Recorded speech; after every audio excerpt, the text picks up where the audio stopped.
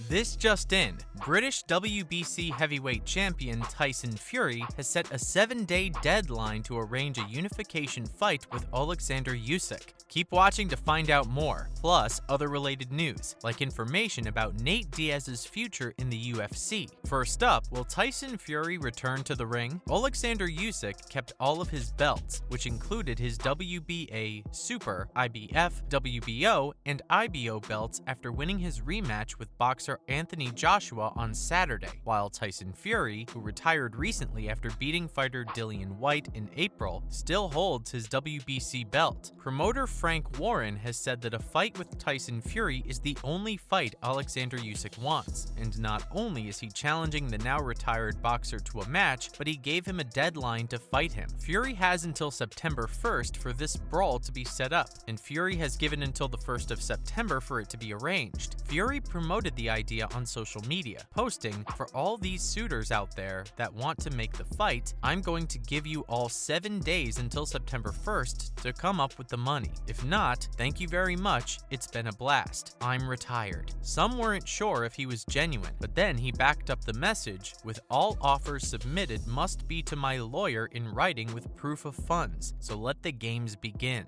Tyson Fury had said in a TalkSport interview that he would want £500 million to make the fight between him and Oleksandr Usyk happen. So, who else is Fury willing to fight? Surprisingly, Usyk isn't the only one being challenged to a fight. Fury is also challenging fighter Anthony Joshua for a match in December, just 3 months after his hypothetical fight with Usyk in September. And Joshua's response was surprising. Anthony Joshua accepted the 40 to 60% offer to fight WBC World Heavyweight Champion Tyson Fury, even with Fury taking the bigger share of the revenue. This was confirmed by his promoter, Eddie Hearn, and Joshua himself said he would be ready in December. He did clarify that he would need time to prepare, and there are a few possible date options. According to Joshua's promoter, he said that the fight could possibly take place in Cardiff, Wales at the Principality Stadium on December 17th, but Fury said he has 2 dates in mind, the first being November 26th in London at the Wembley Stadium, and the second being December 3rd at the Principality Stadium, which is already booked. Promoter Frank Warren talked about the situation, saying what it really comes down to is the finances. "The challenge is going to be meeting the financial expectations of both guys," he said. "It has to be much bigger than that Usyk versus Joshua 2, because you've got 2 undisputed fighters and the first time the 4 belts have been on the line. It'll only be a matter of time before we see if Fury will go head-to-head with either of these men." Now, we have Nate Diaz on the future of UFC. Mixed martial artist and UFC champion Nate Diaz recently attended a news conference as a matter of discussion on the topic of his future in the UFC. He had kept news reporters eagerly awaiting his arrival for over 2 hours and answered some important questions in a span of less than 10 minutes. For starters, he discussed his own future beyond Saturday's UFC 279, along with the highly anticipated final fight of his promotional deal. Diaz continuously repeated that something big is on the way for fans, whether it's within the UFC or outside of it. "I feel like the UFC, it's kind of limited for me," Diaz reflected. "I wanted to reach for higher goals, higher objectives, and do bigger stuff than this. Under the UFC umbrella, like I said, you're limited. You can only go so far," he said. He then stated that it's time to blow past everybody here and the organization, even if it involves me staying in or getting out. "I'm going to do something bigger than I've ever done as soon as this is done. It'll be bigger than this, bigger than whatever happened in the past also." Up next, John Cena and WrestleMania. Rumors are swirling about one UFC champion and actor, John Cena. These rumors that are circulating are about the possibility that Cena may face Austin Theory at next year's big wrestling event, WrestleMania. John Cena hasn't actually wrestled on the big stage since 2021, where he lost to Roman Reigns at SummerSlam 2021. However, his fans would absolutely love to see him return and do what he does best on stage and in the ring. Moving on, should kids attend UFC fights? In the world of UFC, controversial opinions have arisen on whether kids should be allowed at UFC fights or not, and fighters themselves have spoken about the matter.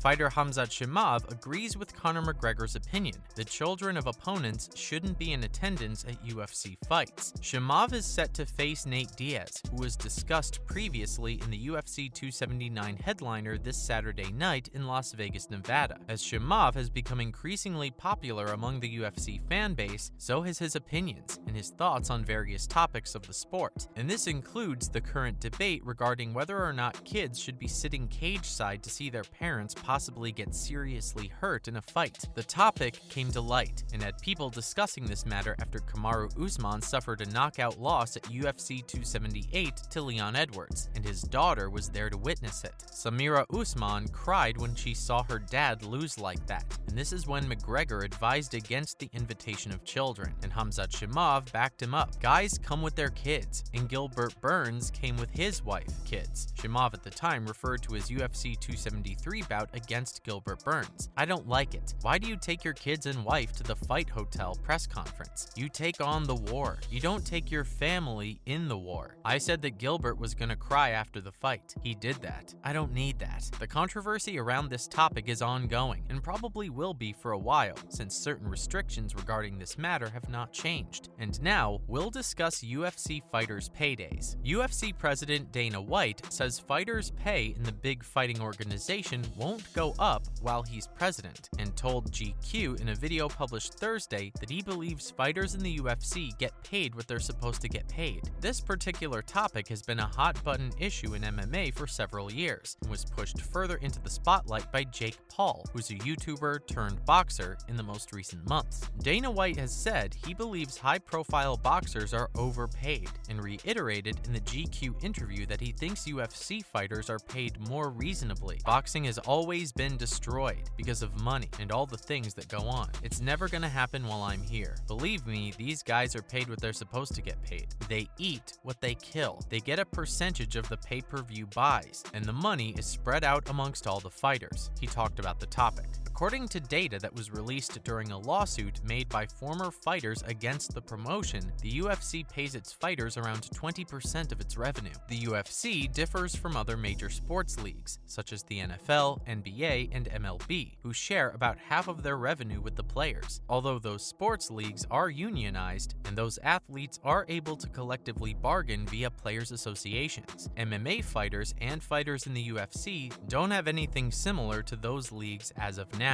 The UFC president defended his decision to keep their pay the same. And now, this showdown is being finalized. The UFC is officially finalizing a huge lightweight matchup for the UFC 281 that UFC fans won't want to miss. The competition will officially be between two fighters, Dustin Poirier and Michael Chandler, and they will compete on November 12th. The contracts have not been signed, but will be issued to all parties this Tuesday, according to Hunter Campbell, otherwise known as the UFC Chief Business Officer. The match will take place at Madison Square Garden in New York on the pay-per-view card. Michael Chandler had originally wanted to fight Dustin Poirier a month later in December in Las Vegas, while Poirier's been ready to fight for months. Chandler recently officially agreed to the fight earlier this week, as well as agreeing to a new deal with the UFC. And Dave Martin, Chandler's longtime manager, says Chandler couldn't be happier and is ready to put on a war at Madison Square Garden. So what do you think of the video? Do you think we'll see Tyson Fury return to the ring another 2 times? Do you think John Cena will make an appearance at WrestleMania? And what do you think of kids attending UFC fights or the pay rates of fighters? Let us know in the comments, and don't forget to like and subscribe.